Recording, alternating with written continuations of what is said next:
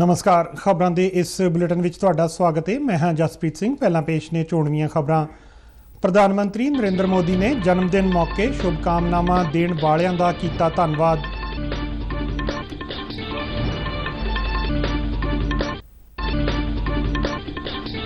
रक्तदान अमृत महोत्सव तहत हुण तक 1 लाख तो वध लोकां वल्लों खूनदान।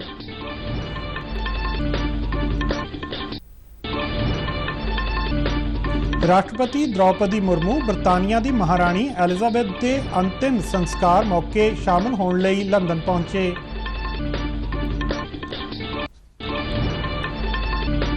पंजाब विच अज तो शुरू हुई पल्स पोलियो मुहिम तहत 14 लाख तो वध बच्चियां नूं पोलियो बूंदा पिलाउण दा टीचा। पंजाब सरकार वल्लों झोने की निर्विघन खरीद लई पुख्ता प्रबंध। ते हुण खबरां विस्तार नाल। प्रधानमंत्री नरेंद्र मोदी ने उन्होंने जन्मदिन मौके शुभकामनावां देण वालियां दा धन्नवाद कीता है। प्रधानमंत्री ने ट्वीट करदिआं कहा कि उन्होंने मिलियां शुभकामनावां भविख विच उन्होंने होर लगन नाल काम करन लई शक्ति देणगीआं। उन्होंने समाज सेवा विच योगदान देण वाले लोकां दी विशेष तौर ते शलाघा कीती। प्रधानमंत्री ने होरनां आलमी नेतावां दा दित्तिआं गईआं शुभकामनावां लई धन्नवाद कीता। केंद्रीय सेहत मंत्री मनसुख मांडविया वालों बीते दिन शुरू किए गए रक्तदान अमृत महोत्सव तहत हुण तक 1 लाख तो वध लोग खूनदान कर चुके ने।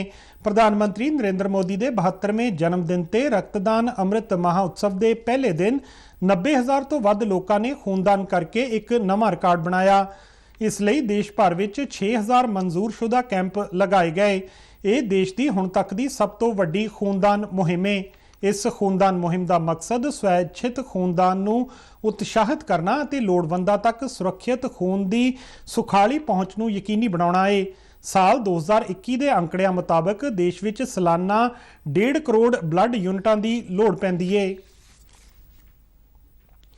राष्ट्रपति द्रौपदी मुर्मू बरतानिया की महाराणी एलिजाबेथ के अंतिम संस्कार मौके शामिल होने लई लंदन पहुंच गए ने। लंदन पहुंचण ते राष्ट्रपति ने भारतीय दूतघर के अधिकारियों नाल मुलाकात की। राष्ट्रपति द्रौपदी मुर्मू महाराणी के अंतिम संस्कार दीआं रस्मां विच शामिल होणगे अते भारत सरकार की तरफों दुख का प्रगटावा करनगे। महाराणी एलिजाबेथ के देहांत ते प्रधानमंत्री नरेंद्र मोदी सने सारे सिखरले आगुआं वल्लों दुख प्रगटाया गया सी अते विदेश मंत्री डॉक्टर एस जयशंकर ने बरतानवी हाई कमीशन पहुंच के देश की तरफों दुख जताया सी। विदेश मंत्रालय ने अपने बयान विच कहा कि महाराणी के 70 साल के कार्यकाल दौरान भारत और बरतानिया विचाले संबंध वधे और मजबूत होए ने। केंद्रीय गृह मंत्री अमित शाह ने नवी दिल्ली के मेजर ध्यानचंद नैशनल स्टेडियम तो क्रॉस कंट्री दौड़ नूं हरी झंडी दित्ती। इस दौड़ विच 10,000 तो वध नौजवानों ने भाग लिया और ये इंडिया गेट पहुंच के पूरी हुई। इस मौके पत्रकारों नाल गलबात करदिआं केंद्रीय मंत्री हरदीप सिंह पुरी ने कहा कि अजिहे खेड प्रोग्रामां नाल नौजवानों नूं खेडां नाल जुड़न लई हल्लाशेरी मिलेगी।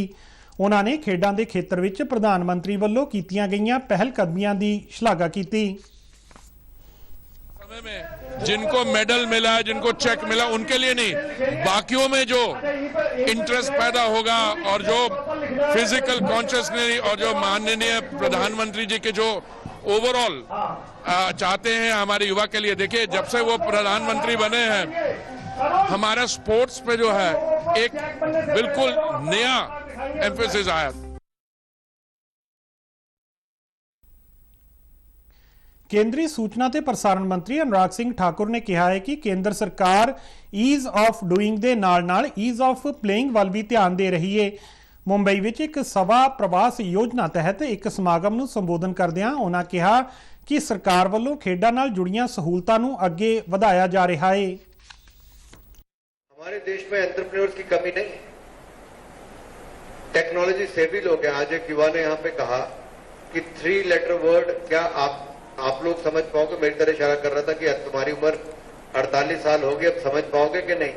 अरे भाई, देश के प्रधानमंत्री मोदी जी अगर इंस्टाग्राम पर उनके इतने फॉलोअर्स, ट्विटर फेसबुक पर हों, तो ये व्यक्ति के ऊपर निर्भर करता है, एज के ऊपर निर्भर नहीं करता, whether he understand the technology और not. And we understand the technology and we try to learn it from youth like you, that what is the way forward. ਵਿਦੇਸ਼ ਮੰਤਰੀ ਡਾਕਟਰ ਐਸ ਜੈਸ਼ੰਕਰ ਅੱਜ ਤੋਂ 28 ਸਤੰਬਰ ਤੱਕ ਅਮਰੀਕਾ ਦਾ ਦੌਰਾ ਕਰਨਗੇ। ਵਿਦੇਸ਼ ਮੰਤਰਾਲੇ ਵੱਲੋਂ ਜਾਰੀ ਬਿਆਨ ਮੁਤਾਬਕ ਡਾਕਟਰ ਐਸ ਜੈਸ਼ੰਕਰ ਇਸ ਫੇਰੀ ਦੌਰਾਨ ਨਿਊਯਾਰਕ ਵਿੱਚ ਸੰਯੁਕਤ ਰਾਸ਼ਟਰ ਮਹਾਸਭਾ ਦੇ 77ਵੇਂ ਸੈਸ਼ਨ ਵਿੱਚ ਭਾਗ ਲੈਣਗੇ। ਉਹ ਮਹਾਸਭਾ ਵਿੱਚ ਭਾਰਤੀ ਵਫਦ ਦੀ ਅਗਵਾਈ ਕਰਨਗੇ। ਇਸ ਤੋਂ ਇਲਾਵਾ ਵਿਦੇਸ਼ ਮੰਤਰੀ ਬ੍ਰਾਜ਼ੀਲ, ਜਾਪਾਨ ਅਤੇ ਜਰਮਨੀ ਦੀ ਮੰਤਰੀ ਪੱਧਰ ਦੀ ਬੈਠਕ ਦੀ ਮੇਜ਼ਬਾਨੀ ਕਰਨਗੇ ਅਤੇ L69 ਸਮੂਹ ਦੀ ਬੈਠਕ ਵਿੱਚ ਭਾਗ ਲੈਣਗੇ। ਵਿਦੇਸ਼ ਮੰਤਰੀ ਅਮਰੀਕੀ ਦੌਰੇ ਦੌਰਾਨ ਕੁਆਡ, IBSA ਅਤੇ ਬ੍ਰਿਕਸ ਦੀਆਂ ਮੀਟਿੰਗਾਂ ਵਿੱਚ ਵੀ ਸ਼ਾਮਲ ਹੋਣਗੇ। ਡਾਕਟਰ ਐਸ ਜੈਸ਼ੰਕਰ ਅਮਰੀਕੀ ਹਮਅਹੁਦਾ ਅਤੇ ਅਮਰੀਕੀ ਵਪਾਰ ਜਗਤ ਦੇ ਦਿੱਗਜਾਂ ਨਾਲ ਵੀ ਗੱਲਬਾਤ ਕਰਨਗੇ। ਇਸੇ ਦੌਰਾਨ ਉਹ ਅਮਰੀਕਾ ਵਿੱਚ ਵਸਦੇ ਭਾਰਤੀ ਭਾਈਚਾਰੇ ਦੇ ਲੋਕਾਂ ਨੂੰ ਵੀ ਸੰਬੋਧਨ ਕਰਨਗੇ। ਦੇਸ਼ਵਿਆਪੀ ਕੋਵਿਡ ਟੀਕਾਕਰਨ ਮੁਹਿੰਮ ਤਹਿਤ 216 ਕਰੋੜ 56 ਲੱਖ ਤੋਂ ਵੱਧ ਟੀਕੇ ਲਗਾਏ ਗਏ ਨੇ। ਬੀਤੇ 24 ਘੰਟਿਆਂ ਵਿੱਚ 14,84,000 ਲੋਕਾਂ ਨੂੰ ਵੈਕਸੀਨ ਲਗਾਈ ਗਈ। ਵੈਕਸੀਨ ਦੀ ਦੂਜੀ ਡੋਜ਼ ਦੇ ਤਹਿਤ ਹੁਣ ਤੱਕ 94 ਕਰੋੜ 65 ਲੱਖ ਅਤੇ ਇਹਤਿਆਤੀ ਖੁਰਾਕ ਵਜੋਂ 19.48 ਕਰੋੜ ਟੀਕੇ ਲਗਾਏ ਜਾ ਚੁੱਕੇ ਨੇ। ਦੇਸ਼ ਵਿੱਚ ਮੌਜੂਦਾ ਸਮੇਂ ਐਕਟਿਵ ਕੇਸਾਂ ਦੀ ਗਿਣਤੀ 47,922 ਹੈ। ਕੋਵਿਡ-19 ਤੋਂ ਸਿਹਤਯਾਬ ਹੋਣ ਦੀ ਦਰ 98.71% ਤੇ ਬਰਕਰਾਰ ਹੈ। ਬੀਤੇ 24 ਘੰਟਿਆਂ ਵਿੱਚ 4,500 ਦੇ ਕਰੀਬ ਮਰੀਜ਼ ਸਿਹਤਯਾਬ ਹੋਏ ਨੇ ਅਤੇ 5,500 ਤੋਂ ਵੱਧ ਨਵੇਂ ਕੇਸਾਂ ਦੀ ਪੁਸ਼ਟੀ ਹੋਈ ਹੈ। ਪੰਜਾਬ ਵਿੱਚ ਅੱਜ ਤੋਂ ਸ਼ੁਰੂ ਹੋ ਰਹੀ ਪਲਸ ਪੋਲੀਓ ਮੁਹਿੰਮ ਤਹਿਤ ਸੂਬੇ ਦੇ 14 ਲੱਖ ਤੋਂ ਵੱਧ ਬੱਚਿਆਂ ਨੂੰ ਕਵਰ ਕੀਤਾ ਜਾਵੇਗਾ। 20 ਸਤੰਬਰ ਤੱਕ ਚੱਲਣ ਵਾਲੀ ਇਸ ਵਿਸ਼ੇਸ਼ ਮੁਹਿੰਮ ਲਈ ਪੰਜਾਬ ਦੇ ਸਿਹਤ ਮਹਿਕਮੇ ਵੱਲੋਂ 11,865 ਟੀਮਾਂ ਬਣਾਈਆਂ ਗਈਆਂ ਨੇ। ਇਸ ਮੁਹਿੰਮ ਤਹਿਤ 5 ਸਾਲ ਤੱਕ ਦੀ ਉਮਰ ਦੇ 14,83,000 ਤੋਂ ਵੱਧ ਬੱਚਿਆਂ ਨੂੰ ਪੋਲੀਓ ਵੈਕਸੀਨ ਦੀਆਂ ਬੂੰਦਾਂ ਪਿਲਾਈਆਂ ਜਾਣਗੀਆਂ। ਸੂਬੇ ਦੇ ਸਿਹਤ ਮੰਤਰੀ ਚੇਤਨ ਸਿੰਘ ਜੌੜਾ ਮਾਜਰਾ ਨੇ ਦੱਸਿਆ ਕਿ ਇਹ ਮੁਹਿੰਮ ਜ਼ਿਆਦਾ ਜੋਖਮ ਵਾਲੇ 12 ਜ਼ਿਲ੍ਹਿਆਂ ਵਿੱਚ ਚਲਾਈ ਜਾਵੇਗੀ, ਜਿਨ੍ਹਾਂ ਵਿੱਚ ਅੰਮ੍ਰਿਤਸਰ, ਬਠਿੰਡਾ, ਫਰੀਦਕੋਟ, ਫਤਿਹਗੜ੍ਹ ਸਾਹਿਬ, ਫਾਜ਼ਿਲਕਾ, ਮਾਨਸਾ, ਮੋਗਾ, ਮੁਕਤਸਰ, SBS ਨਗਰ, ਪਠਾਨਕੋਟ, ਪਟਿਆਲਾ ਅਤੇ ਤਰਨਤਾਰਨ ਜ਼ਿਲ੍ਹੇ ਸ਼ਾਮਲ ਨੇ। ਇਸ ਮੁਹਿੰਮ ਤਹਿਤ ਅੱਜ ਪਹਿਲੇ ਦਿਨ ਬੂਥ ਪੱਧਰ ਤੇ ਪੋਲੀਓ ਦੀਆਂ ਬੂੰਦਾਂ ਪਿਲਾਈਆਂ ਜਾਣਗੀਆਂ ਅਤੇ ਅਗਲੇ 2 ਦਿਨਾਂ ਦੌਰਾਨ ਬਾਕੀ ਬੱਚਿਆਂ ਨੂੰ ਘਰ ਘਰ ਜਾ ਕੇ ਪੋਲੀਓ ਵੈਕਸੀਨ ਦੀਆਂ ਬੂੰਦਾਂ ਦਿੱਤੀਆਂ ਜਾਣਗੀਆਂ।